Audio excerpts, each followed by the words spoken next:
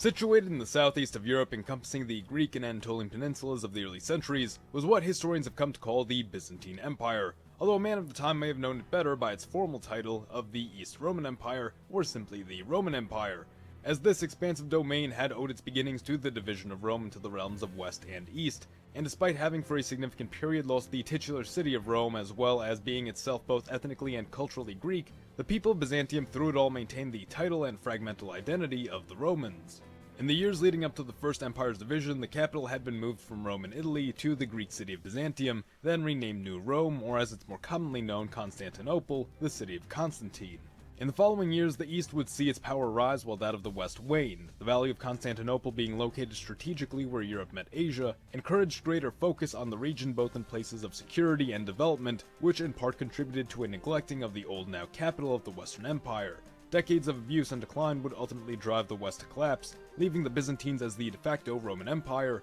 and while it had seen a rocky inception, it wasn't long before the empire would soon experience a great revitalization under the direction of Emperor Justinian I. Justinian had an ambition of restoring the empire to its total greatness, seeing to a number of reforms, reorganizations, and reacquisitions of lost land. The plan of imperial restoration, though it was taken far, had not been completed by the time of Justinian's passing. His successors in turn were much less successful in fulfilling these plans, as well as managing crises with the same effectiveness of Justinian. Justinian, for example, despite having lost ground in the reconquest of Italy during one of history's deadliest plague outbreaks, would have remobilized and in only the span of a few years taken back the whole of the peninsula, whilst advancing in Iberia as well. However, these territorial gains would soon be lost as his successors took seat. Western domains would not be regained, leaving the empire with only a few minor land holdings which would only diminish over the years, while in the east any efforts which could have gone toward expansion or restabilization were exhausted in regular conflict with the Persians, both being well matched against the other and only wearing each other down as a new threat arose from the south in the form of the Rashidun Caliphate.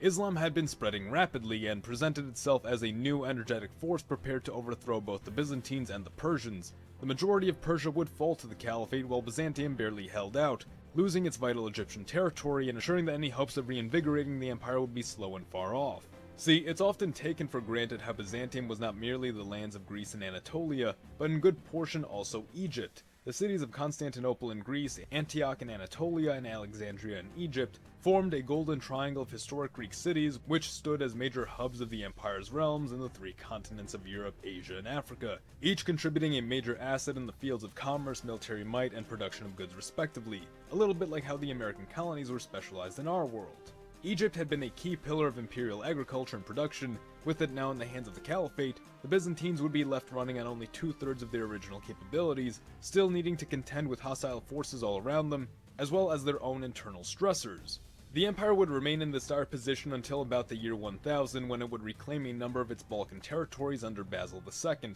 as well as formalize a relationship with the Kievan Rus and reorganize both governing structure and social rank to re-centralize power and avert more authority to the emperor. However, the period would also see new rivals emerge for the empire, not to mention new threats from within the empire itself. The church would be split along eastern and western lines in what would be known as the Great Schism. Byzantine dependency upon foreign mercenaries for military support would make of the imperial army an unruly, inexperienced, and untrustworthy lot, which also took a great financial toll upon the empire. And to make matters worse, Basil II's lack of a proper heir created a crisis of conditions which threatened to undo all the previous emperor had accomplished, and leaving in its wake a long line of subpar leaders. The point at which many agree that the damage dealt to Byzantium was irreversible was following the loss at Manzikert under Emperor Romanos IV. Romanos was betrayed by a rival within his ranks and left exposed to an attack by the Seljuk Turks, who captured him and brought him before Sultan Alp Arslan. Romanos was allowed to go free, but upon his return to Constantinople he was overthrown and blinded, succumbing to his wounds shortly after. In the years following Arslan's own passing, Byzantium would lose Anatolia, the Crusades would be initiated by the Church, and the Ottomans would rise as the new dominant force in the region, absorbing all former Byzantine lands and ending the empire for all times. But what if that changed? What if in an alternate world the Byzantines managed to overcome these tribulations and secure the existence of their empire well into the later centuries? Often is proposed that had the Byzantines won at Manzikert, the Turks would have been repelled, faith would have been restored in the emperor, and the following centuries would see stabilization return to the land as several incursions would be prevented, including the disastrous Fourth Crusade, which turned the Crusaders against the Byzantines themselves. But several problems would still exist for Byzantium which would need to be accounted for and resolved, primarily rooting out and extinguishing rival claims to the throne, repairing the economic system to both restore confidence from the peasantry while diminishing the threat posed by wealthy nobles, suppressing regional resistance in the Balkans, not to mention securing the east, as well as rebuilding the army from the Byzantine population in place of the inexperienced and disloyal foreign mercenaries currently in use, and on top of all that, revitalize agriculture and production to support the population.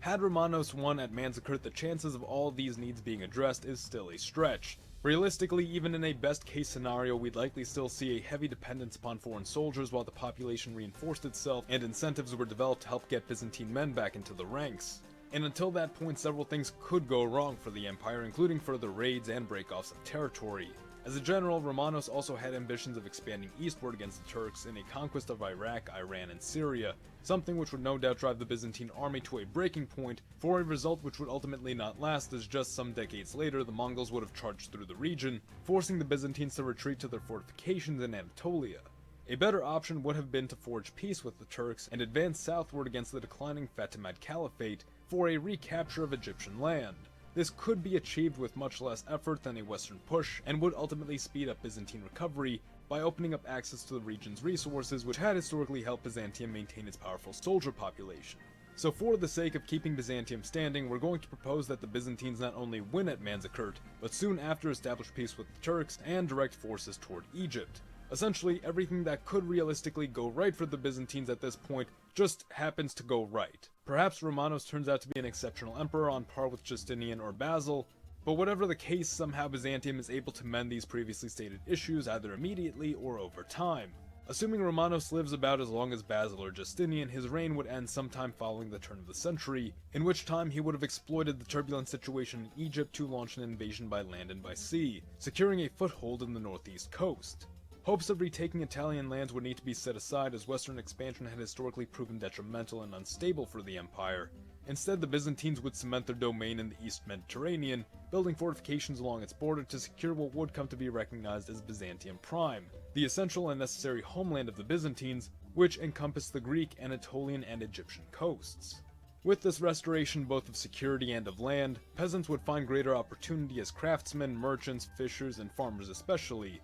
this boom in the farming population granting the empire a wealth of manpower to draw upon for its reformed army, as historically Byzantine soldiers came in large part from the rugged rural lands of Anatolia and Egypt. This in turn would decrease dependence upon mercenaries, reducing imperial spending dramatically, and would allow for the wealth to be reinvested both in the population and in national developments. Once again, we're going to be assuming that all of this goes on without a hitch for the sake of ensuring that the empire not last only a few additional years. In Europe, the Crusades would not be called by the Pope, and instead these would-be crusaders are directed to more local efforts such as the Reconquista and other conflicts throughout the continent. There's also little reason to assume the Renaissance would not occur later on. If impacted at all, it may merely take the form of a minor delay. The contributions of the East to the West during this period are grossly hyperbolized, as much of the components which produced the Renaissance were already present in Europe at this point. Thus, any differences to the Renaissance are likely to be minor, but what this does mean in terms of changes is that Russia and much of Eastern Europe will benefit from technologies which Byzantium would have withheld from the Catholic West. But let's not get ahead of ourselves, as before any of that occurs, the Mongols would still enter the picture, storming the gates of Byzantium in Central Europe, before ultimately fracturing and receding back into the east as in our world. Byzantium would see little expansion during this period of Mongol assault, and especially as the Black Plague dealt its population a major blow. On the upside for them, this maintaining of a Christian presence across the Levantine coast and Egypt would isolate the Muslims of North Africa, leaving them far more vulnerable to retaliation by the Christian kingdoms, especially as Berber piracy became more common, and these pirates now stood without the support of a neighboring Islamic power. Additionally, without the expansion of the Turks into the Balkans, Hungary would likely be left to its own devices both by Byzantium and Austria, while Bulgaria, who would have broken away during the restabilization of the empire, would see steady territorial acquisition in the following years. Because the major gateways of trade are still occupied by a Christian power, there's less incentive for the European nations to pursue a faster route to Asia, and thus accidentally stumble upon the New World. It's doubtful that the Americas would remain undiscovered for long, however, but as was said with the Renaissance, a delay could be expected. The only question is if anything of significance were to change during that delay. By 1500, the major powers of Europe would of course be the Habsburg kingdoms of Iberia and Germany, the Kingdom of France, and the Empire of the Byzantines. Much as in our own world, the French would find themselves in regular competition with the Habsburgs, being sandwiched between two of their realms and having little opportunity for personal expansion, the French would seek out allies wherever they might find them, of course turning to the only alternative, the Byzantine Empire. In our world, this had been the same basis upon which the unorthodox Franco-Ottoman alliance had been established, and in this world would be met with only slightly less controversy as it appeared an apparent betrayal of the Catholic West, but in truth was really only angering the Habsburgs. Because the French pursued territories in Italy, the Byzantines saw this alliance as not only a means to regain a foothold in the West with little personal expense, but also an opening into re-establishing its historic Roman domain through the use of an ally. That, and of course diminishing any threat the Habsburgs might pose in the Mediterranean. Spain itself would have been a more formidable local force in this world, as despite having missed out on the wealth acquired from the American colonies, those resources which would have been otherwise spent maintaining and exploring abroad are kept locally and funneled into national projects and innovations. This, paired with an untapped reserve of soldiers in the Catholic world, would allow it to capture Morocco, thus securing the lucrative western entrance to the Mediterranean and locking the Barbary pirates of North Africa between itself and Byzantium, making it clear that their time would soon be over, and the Mediterranean would once again belong exclusively to the Christian powers. Greater wealth and focus on development within Spain would create an appealing incentive for Portugal to accept the Iberian Union once it comes about, meaning far less resistance to the integration and a gradual Spaniardization of Portuguese land. With Hungary and Poland-Lithuania blocking off access to the east, Austria too would become more internally focused and pursue union with its neighboring German states into an alternate Austrian or rather Germanic empire. Things would follow this pace until the 1600s, when tensions between Western Protestants and Catholics came to a boiling point, most prominently in the Holy Roman Empire, where Austria found itself met with resistance from Protestants in Bohemia over fears of Catholic domination, mimicking the events in our timeline which led to the 30 Years' War. The Byzantines, French, and Russians seeking to exploit this crack in the Habsburgs' armor would support the Protestants in an anti-Habsburg coalition, a move which by the end of the war would have netted each of them notable land acquisitions, in addition to successfully crippling their mutual foes on the European scene, as in addition to the sheer might of this coalition, the Habsburgs had made significant use of New World resources to fund this conflict in our world, resources which would now be out of the picture.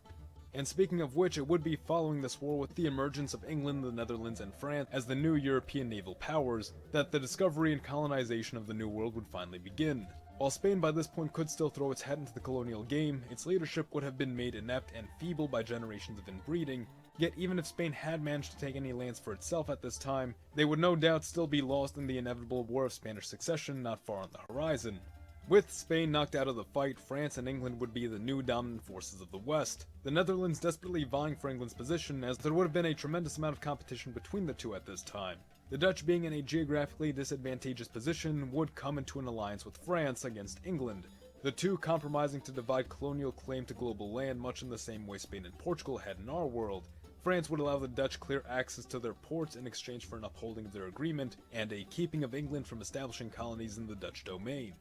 Byzantine colonization for the time would be relatively minimal and focus again on the east. Its colonial holdings would reach down the coast and into the Horn of Africa, branching out into a number of small port colonies to further its trade opportunities. Byzantium's true accomplishment would have been in the proxy victories it would have achieved through funding, supporting, and planning with its allies of France and Russia, the latter of which now being well ahead of the Russia that our world knew thanks to Byzantine collaboration. This also wouldn't be a westernized Russia as had been envisioned by Peter the Great, but one which drew heavily from Byzantine technology and old Greco-Roman culture. France too would have contributed significantly to the advancements of the alliance for the sake of maintaining an edge against England, who itself had been doing a fine job of holding its ground, but may find itself soon overwhelmed by what were the most densely populated, most geographically large, and most wealthy powers on the entire continent. And that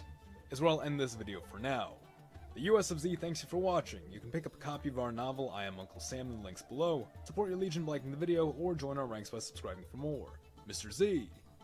out.